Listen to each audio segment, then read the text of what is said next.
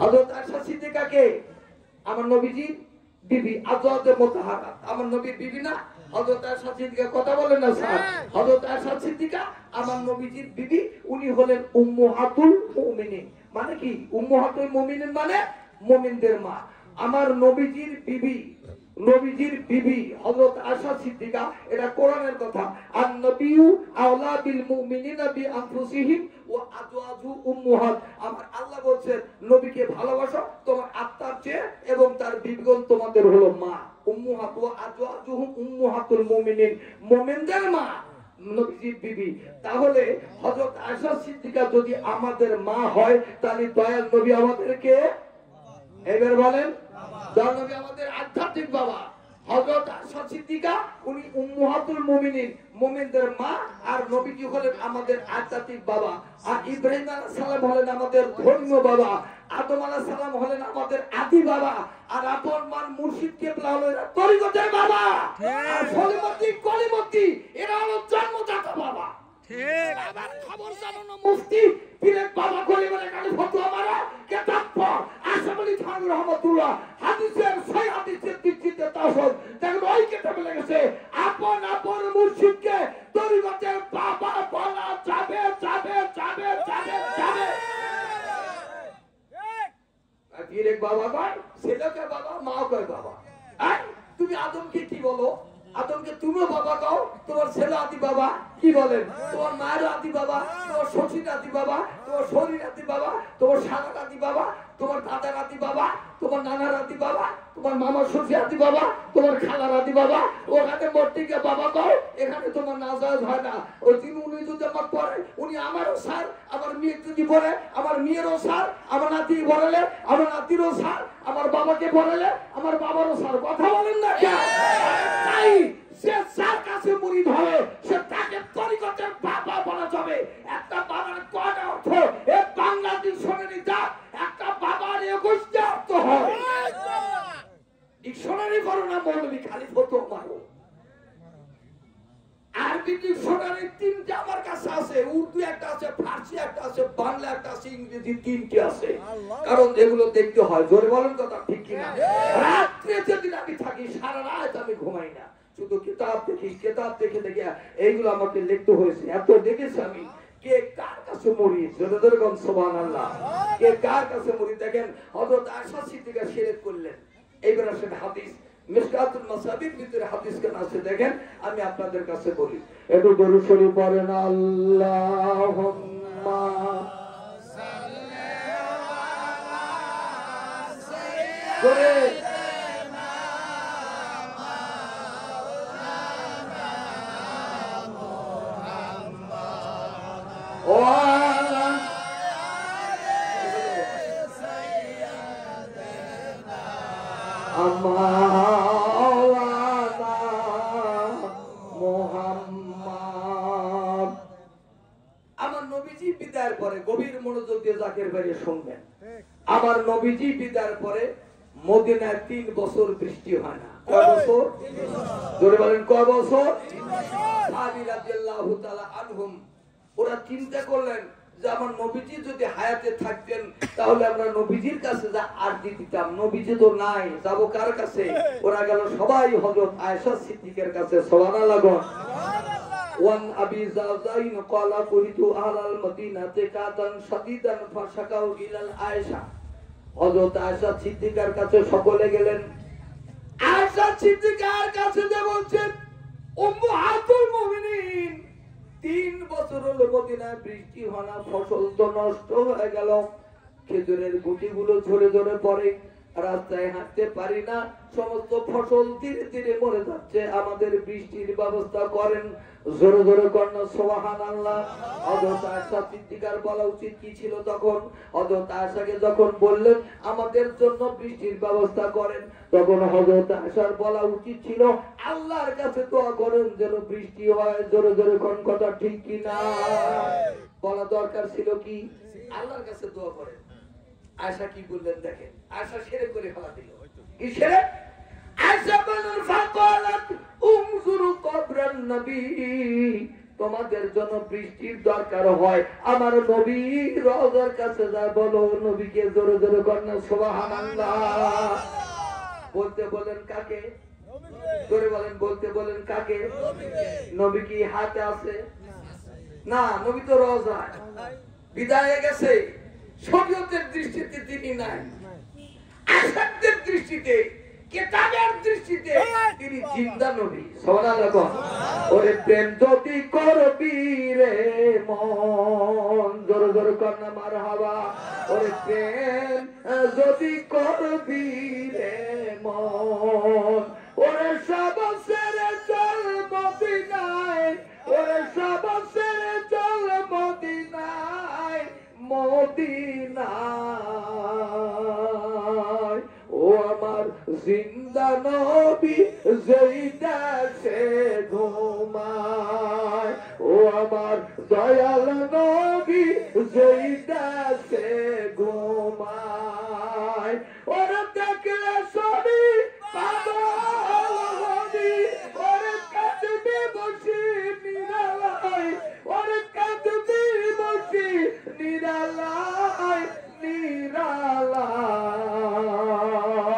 ও আমার জিন্দা নবী যেই দেশে ঘুমায়, ও আমার দয়াল নবী যেই দেশে ঘুমায়।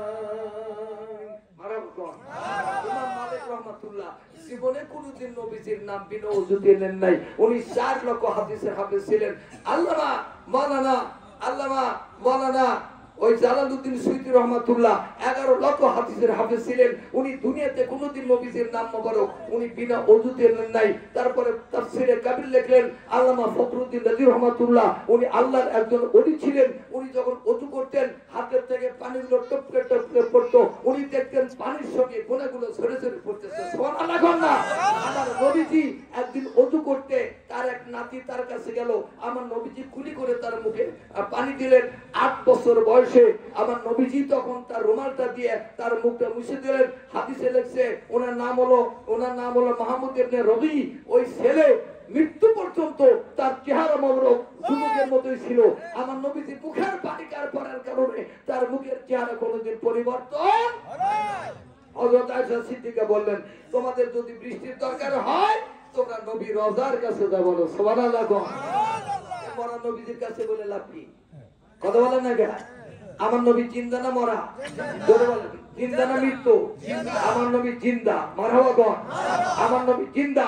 আমার নবী বলেছেন তামাম পৃথিবীর কেউ যদি আমাকে সালাম দেয়, ফেরেশতারা আমার কাছে সালাম পৌঁছা দেয়। কোন আশেক ব্যক্তি যখন আমাকে সালাম দেয়, আমি নবীটা আমার নিজ কান দ্বারা শুনতে পাই। জোরে জোরে সুবহানাল্লাহ। একটু দরুদ শরীফ পড়েন। আল্লাহুম্মা সাল্লি আলা সাইয়্যিদিনা মাওলানা মুহাম্মদ ওয়া আলা আলি সাইয়্যিদিনা মাওলানা। হযরত আয়েশা বললেন, তোমাদের যদি বৃষ্টির দরকার হয় নবী রওজার কাছে যাও। এরপরে নবী রওজার কাছে গিয়ে মাথার উপরকার ছাদ, ওই খেজুরের পাতার ছাদগুলো ডালগুলো সরায় দাও। আল্লাহর হাবিবের সাহাবীরা যখন নবী রওজার উপর থেকে ছাদগুলো সরায় দেয়, পামুতিরু মাত্রান সাবিদানান সালাসাতা আইয়ামিন, 3 দিন পর্যন্ত বৃষ্টি হয়ে গেল। জোরে জোরে কন্যা মারহাবা। মদিনার রাস্তাগুলো ডুবে যায়, সাহাবীরা রাস্তা দিয়ে চলতে পারে না। আবার চলে আসে হযরত আয়েশার কাছে। হযরত আয়েশার কাছে এসে বলে, উম্মাহাতুল মুমিনিন, আমাদের বৃষ্টি বেশি হয়ে গেল, বন্ধ করার ব্যবস্থা করেন। হযরত আয়েশা সিদ্দিকা বললেন, বৃষ্টি যদি বন্ধ করতে হয় আর দেরি না করে নবী রওজার কাছে যা বলো, তিনি বৃষ্টি বন্ধ করে দিবে। জোরে জোরে কন্যা মারহাবা। বন্ধুরা আমার, ভারত আমার মহান মুর্শিদ খাজা বাবা রহমাতুল্লাহর দরবারে বেলকুচির কিছু জাকের একদিন যে বলছে বাবা এলাকায় বৃষ্টি হয় না, বৃষ্টির ব্যবস্থা করে দেন। খাজা বাবা না পুরি জোরে নামাজ পড়ে তখন মসজিদ থেকে বের হয়েছেন। আরে ছোট খানার মাঠ, ওই জায়গায় তখন আগে একটা পুকুর ছিল, ওই পুকুরটা তো আমরা দেখি নেই, যারা মুরব্বী জাকের আছে তারা ওইটা দেখেছে। আমার ভাই বোনেরা, আমার মহান মুর্শিদ খাজা হোসেন পুরি জাকেরদেরকে বলছেন বাবা আমি যদি আল্লাহর কাছে বৃষ্টি চাই তিনি বৃষ্টি দিবেন না, কারণ আল্লাহর সঙ্গে আমার গন্ডগোল লাগে গেছে। জোরে জোরে কন্যা মারহাবা। আমার খাজা কি বললেন? আল্লাহর সাথে কথা বলেন না, আল্লাহর সাথে আরো জোরে বলেন আল্লাহর সাথে। ওরে তুমি আমার দুই নয়নের তারা দয়াল বাবা, তুমি আমার দুই নয়নের তারা। ওরে মুর্শিদারে পানে চাই মারা গেছে ফুল ফুটায়, এই কি তোমার পীড়িতেরই ধারা? ওরে এই কি তোমার পীড়িতেরই ধারা দয়াল বাবা, তুমি আমার দুই নয়নের তারা, তুমি আমার দুই নয়নের তারা। ওরে মুর্শিদ দারে করে দয়া কি লাভ হবে মক্কায় গিয়া? ওরে মুর্শিদ কাবা বলে না, ওরে মুর্শিদ কাবা ওর সামনে আছে খারা দয়াল বাবা, তুমি আমার দুই নয়নের তারা, তুমি আমার দুই নয়নের তারা। মারহাবা বল, সবাই বলেন মারহাবা। এই গাইতে ভালো লাগে না? ভালো লাগে না? আমি তো রাস্তা দিয়ে গাই, যাই আবার গাই। আমার মাদ্রাসায় বসে বসে আমি গাইতাম। আমার শিক্ষকরা বলতো হুজুর গান ভালোই তো লাগে। কি বলে? আমার শিক্ষকরা বলতো হুজুর গান ভালোই তো লাগে, কারণ ভালো তো লাগবেই, এটা তো ভালো লাগার জিনিস। সুবহানাল্লাহ বলেন। বন্ধুরা আমার, ভাই আমার মহান মুর্শিদ খাজা পুরি রহমাতুল্লাহ বলেন মুর্শিদে আল্লাহ, মুর্শিদে রাসূল, মুর্শিদে সবই। আল্লাহু আকবার, আল্লাহু আকবার, আল্লাহু আকবার বলেন, আরো জোরে বলেন আল্লাহু আকবার। এই কথাটা কোরআন শরীফের সূরা নিসার 152 নম্বর আয়াতের ভিতরে আছে। লাগাইলে তো ওয়াবির কো কাফের খোদ একবারে বলতো শালার এত বড় ডিগ্রি আলা বলবি কাফের লালন কইছে হয় নাই? যে মুর্শিদ বলেন, যে মুর্শিদ সেই তো রাসূল, তাহাতে নাই কোনো ভুল, কোথাও সে ওরে লালন বলে সব কথা কোরআনে কই, এই কথা কোরআনে কই, পরে কে যাবি নবীর নৌকাতে আয়, আরে কে যাবি নবীর নৌকাতে আয়। বলাটা খুব শিখতে রে বললাম। যখন আমরা টিচার ট্রেনিং কলেজের ট্রেনিং দেই, সারা বলো যে শিক্ষা সফর একদিন 184 জন ছিলাম। কই জায়গা এখন তো এখানে এখানে আমি বললাম স্যার লালনের ওখানে যাবো। তখন 12 জন মৌলানা ছিল, শালা তুমি তো বেদাতি মৌলবি, তুমি তো যাবি।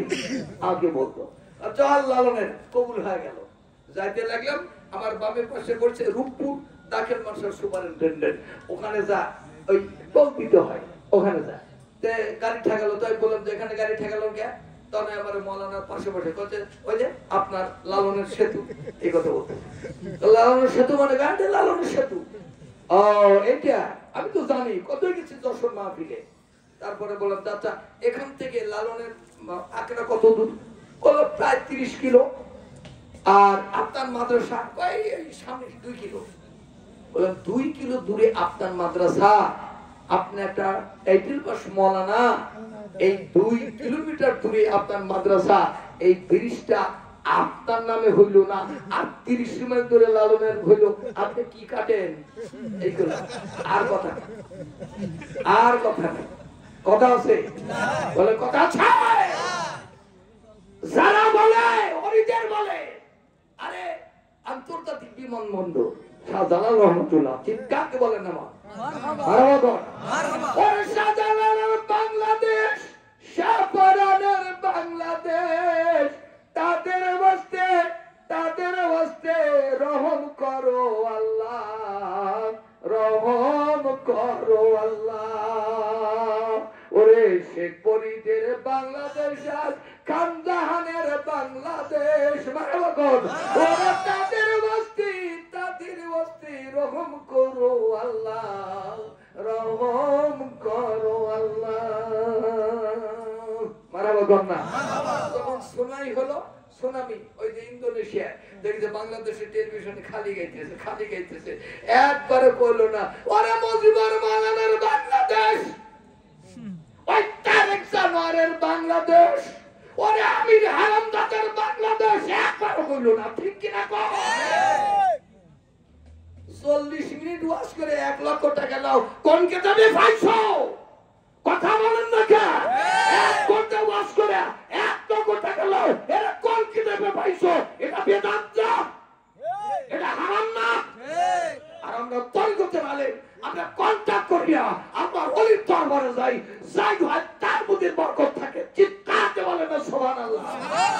এটা আমরা করি না, তোমরা করো। আবার সেদিন একজন বড় মৌলানা করছে যে বিশ্বের মধ্যে এই যে সুন্দর, বিশ্বের মধ্যে সুন্দর, সে খবর তোর কাছে কে? সে খবর তোর কাছে কে? তুই তালি দেখিস মোবাইলে?